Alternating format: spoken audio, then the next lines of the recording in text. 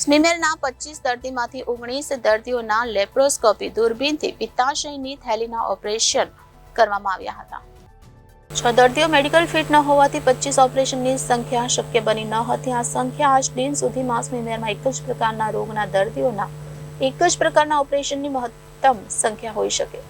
આ operation surgery ડિપાર્ટમેન્ટના સર્જનોની સામૂહિક મહેનત, એનેસ્થેસિયા ડિપાર્ટમેન્ટના સહયોગ તથા નર્સિંગ સ્ટાફ અને ક્લાસ 4ના કર્મચારીના પ્રયત્નોથી શક્ય બન્યું છે. ઓપરેશન થયેલ સર્વ દર્દીઓ સારી સ્થિતિમાં છે. આ કાર્ય માટે સર્જરી ડિપાર્ટમેન્ટના સર્જનો અને એમની ટીમની આગેવાની doctor Harish Chauhan, professor of surgery અને anaesthesia doctor Malti Pandya professor મેડમે કરી હતી અને ભવિષ્યમાં સમાજ માટે આવા પ્રકારના ગ્રાન્ડ ઓપરેટિવ સેશન્સ સ્મીમેર ખાતે ચાલુ રહે તેવા પ્રયત્નો સ્મીમેર હોસ્પિટલ અવારનવાર કરતી રહેશે. Bureau report Janadesh news, Surat.